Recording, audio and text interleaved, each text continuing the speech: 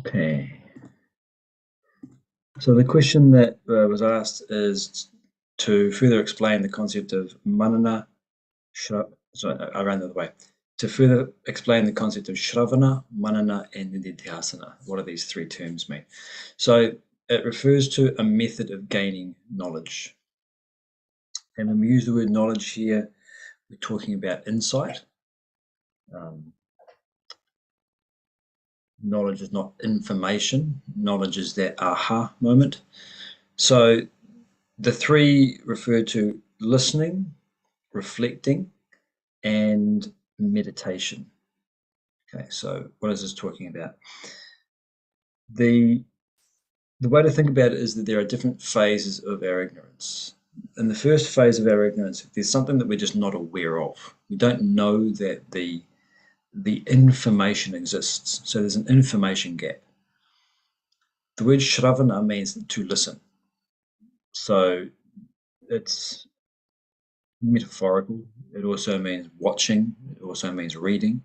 It just means taking information from outside of yourself and creating a body of information within. Simple as that. You take in the information, so you're now aware of something that you weren't aware of before. So the concept is with regards to philosophy and self-development. So what's a simple example?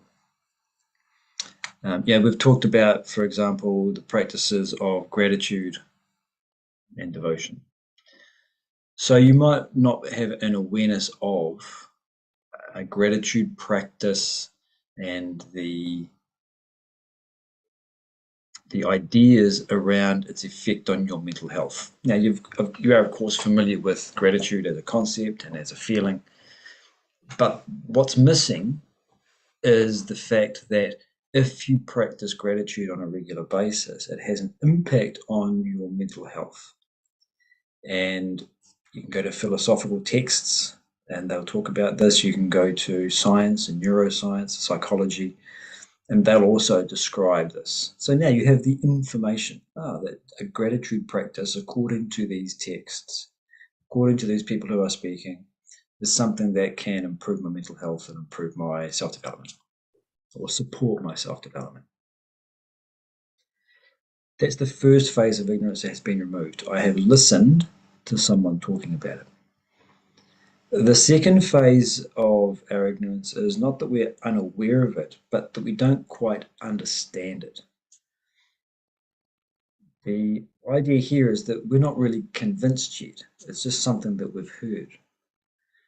And so you reflect. The word manana means reflection. So it means you question what has been said.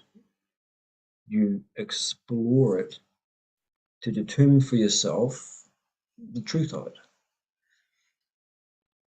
Approach it like a scientist, approach it like an investigative journalist, approach it like a student. You're trying to find out whether it's true or not. So you ask, what is being said? What have I read here? What's the author's assertions? What's the basis on which they're making them? What's the evidence? Is there evidence to the contrary that a daily gratitude practice doesn't have an impact? What are the explanations around it? How is it practiced? How would I do it? Etc. So what you're doing is you're approaching the idea from different angles to gain a full understanding of it. So that's removing the second phase of ignorance. The second phase of ignorance was I'm aware of it, but I don't really understand it. Now you're in a position to be able to explain it to other people, answer their questions about it. You have a clear understanding. And with that understanding comes the conviction or the conclusion in your own mind a regular gratitude practice is good for mental health. The third aspect is what I use the phrase meditation, nididhyasana. I'll leave that to the side for the moment, and I'll look at it more from a relative perspective. Nididhyasana means meditation. In the context here, you can think of it as referring to integration. So what does that mean? I'm aware of gratitude as a practice. I have an understanding of it. I'm convinced about its validity as a concept. The third part is actually experiencing it. You're integrating it into your behavior and you're integrating it into your awareness. That's the key aspect. So you would actually do one. So you would perhaps find someone who is a subject matter expert, gain some information about an actual daily practice you can do or every couple of days. And you would do the practice, become familiar with it, explore the areas where it's actually a bit more difficult than you thought it was going to be and the things that came up that you weren't expecting. Move through those, become established in the practice, and see the effects for yourself. So that third phase is the integration of it. Now, when you talk about a gratitude practice, you're not just talking from theory. You're talking from theory plus experience. You have integrated it and you know the effect of a gratitude practice.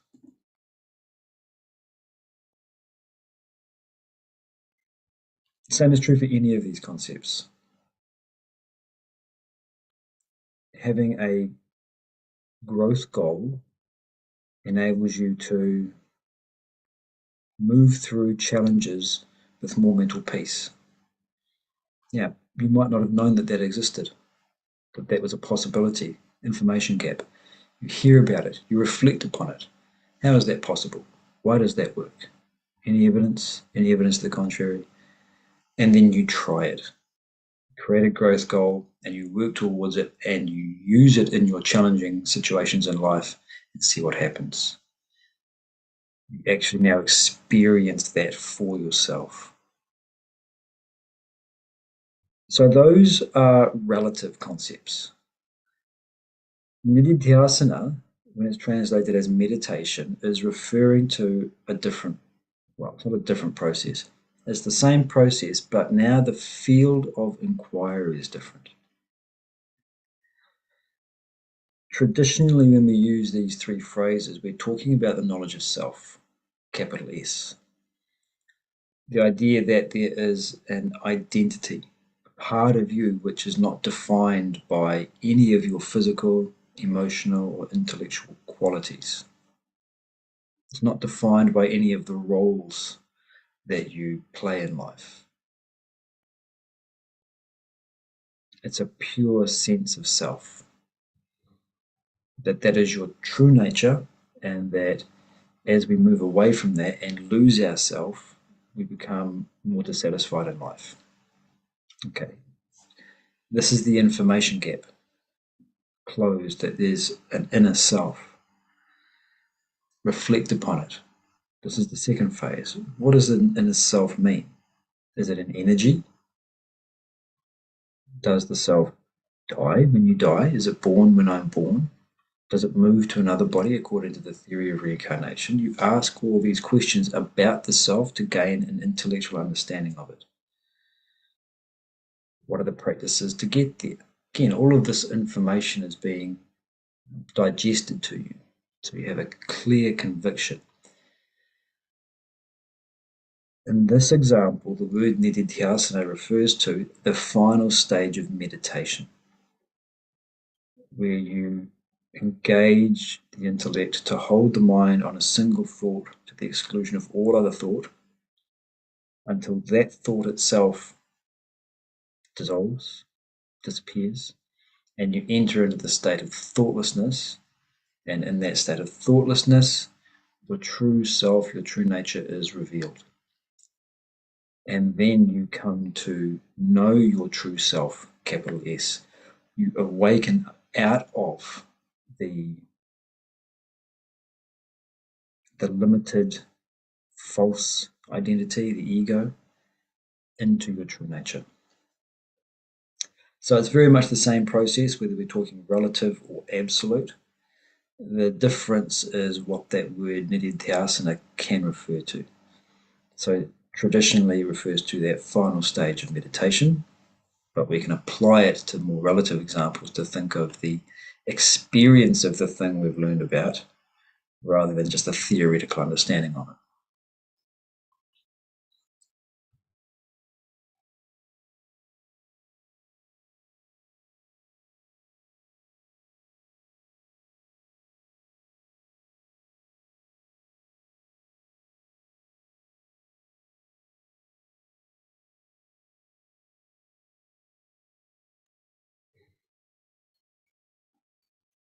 Any clarifications?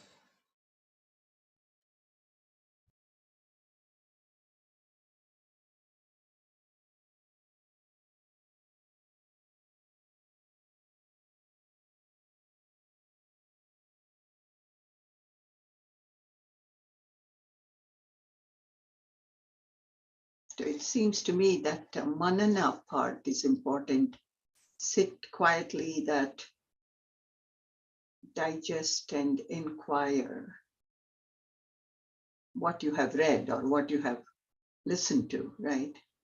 It's, Yeah, very much.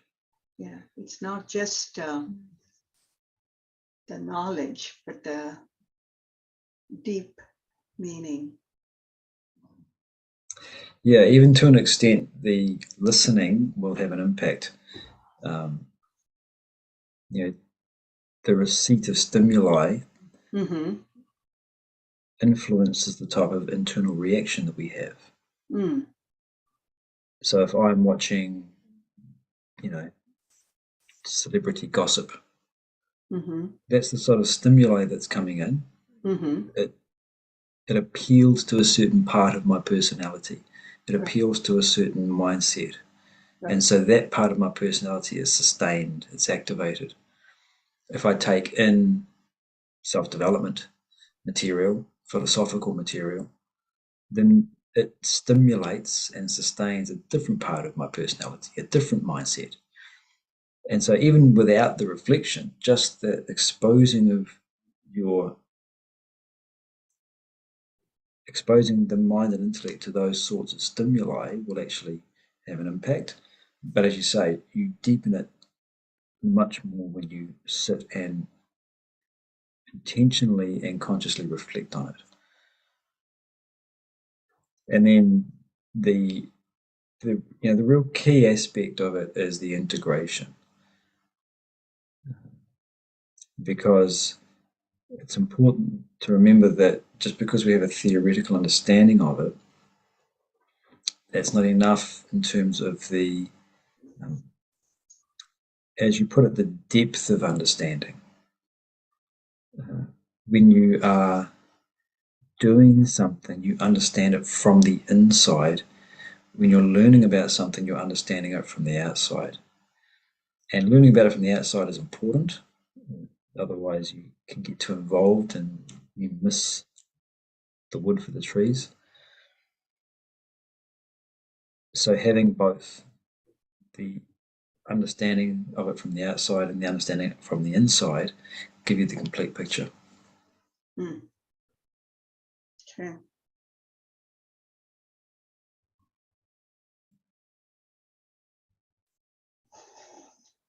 This is on Vedanta treatise, right? This is Yes. yeah. Let me quickly see if I can find the reference. I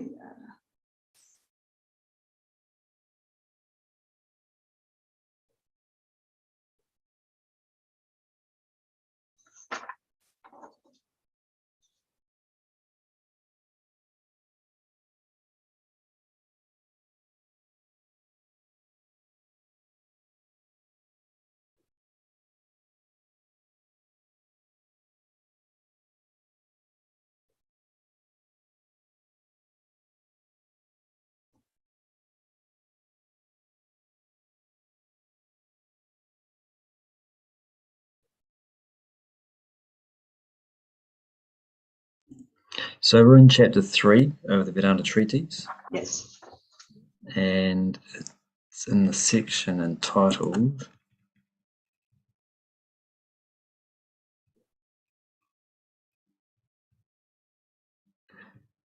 Goal of Life. Okay. Yeah, hence the knowledge of self becomes all important. At present, you do not know yourself.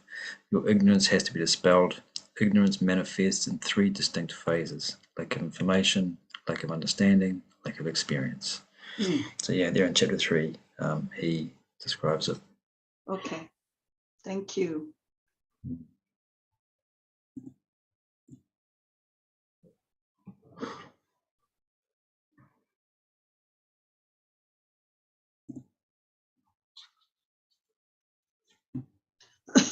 The other unrelated question I had was, I was just meeting with someone yesterday, and the Vedanta there are various different people writing commentary, right? Like Gita, there is so many different. And do they put their kind of, the knowledge is knowledge, right? I mean, that is fixed, but yet the interpretation can be different. Because this person was saying, he doesn't know much about Swami Parthasarathy, but you just have to go to the source, not just the commentary. And I, for one, I don't know Sanskrit so well, just to, so I'm grateful for Swami Parthasarathy and yours explanation and commentary. But how do people, do the commentaries vary from their own perspective? Yeah, every author will bring their own perspective to the text. Right. And even when we say the knowledge is fixed, yes, the knowledge, anytime we're talking about a body of knowledge, that too will always be a product of a person's mind. You take the work of Swami Parthasarathy. One sort of simple example of this is you look at his sentence structure. He'll often write incomplete sentences, things that are, from English perspective, grammatically incorrect. Mm-hmm. But that's done in a specific, or for a specific reason. It's because it gives you the rhythm that he wants your inner reader to go with. There's a certain rhythm that comes with that kind of punctuation. He stays with the tradition that he grew up with, which was using the monogendered language he. Whenever he talks about a person, it's always he. So that's his own, if you like, his own cultural mindset, his own personal mindset is being brought to the text. Those are just some simple ways. And as you pointed out, there's always going to be the interpretation based upon the view of the author. Mm-hmm.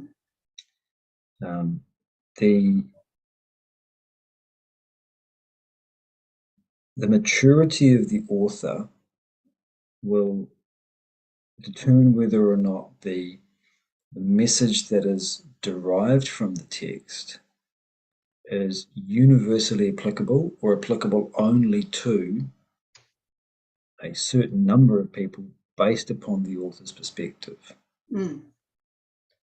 So that's the difference. You're always going to get a commentary that is written in the language of that person's cultural and personal mindset. But that doesn't mean that the message that they interpret, that they draw from it, is only limited to people in that cultural mindset. And that, as you say, that's the beauty of the work of Swami Parthasarathy, is that it really is applicable to all human beings. The description of what the Gita is telling us. Whereas you might read another commentary of the Bhagavad Gita, which is very devotional in practice, or devotional in its interpretation, and it becomes a lot about extolling the glory of the self-realized soul there, Lord Krishna. It becomes a way of expressing your devotion to that particular Lord, to that particular figure. Now, for someone who has, say, a Christian background or a Muslim background, extolling or having devotion to one of the figures, the prominent figures in Hindu mythology, that's not going to work. They can't just start feeling devotion for a character in a book they don't have a cultural affiliation with. So if the Bhagavad Gita's interpretation is written as a paean to Lord Krishna, then it's not going to be universally applicable. And so that's for you as the student to decide, and it's related to your earlier question. That's where the reflection comes in. What is it saying? How is this applicable? It's part of the reflection that we go through. And as far as going to the source, as you say, it's unreasonable for us to go and read the original Sanskrit or the original ancient Greek, whatever language it happens to be written in. And so, we do owe a debt of gratitude to the chain of individuals who have maintained the knowledge, right, and kept it. Right. So going to the source. Going to the source means finding the truth within. That's where you find it, and the text is a way for you to do that. Right. What? I don't even know. What is the source of material with Gita, Upanishad, and all that? Where is it? What is it? I don't even know. You mean what was the original material from which the Gita was written? Yeah, like, Swamiji probably did a lot of research. Where is this original source? The original text is just the 701 verses of the poem, or the 100,000 or so verses of the Mahabharata, without commentary. It's just the poem itself. That's the original. Where does that start, and where did it come from? Yeah, great question. That's one for the historians to answer that. Right. And also remember that just because it's an earlier interpretation doesn't mean it's better. Yeah. The ones that have stood the test of time, you can have a little bit of faith that, okay, if this interpretation, if this analysis is still being passed down over this many generations, there must be something to it. So you can develop some faith in the ones that are ancient and have longevity, but that faith is not enough to accept it. You've still got to pass it through your own reflection. Okay, got it.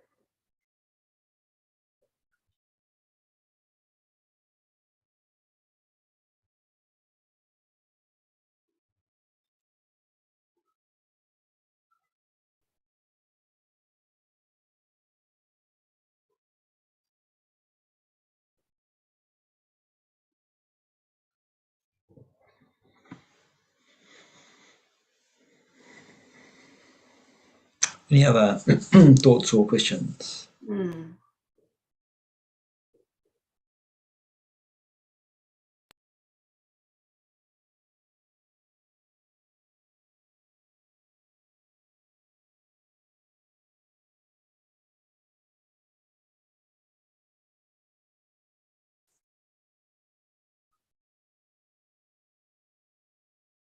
Yeah, no, nothing at this time. I'm sure it's.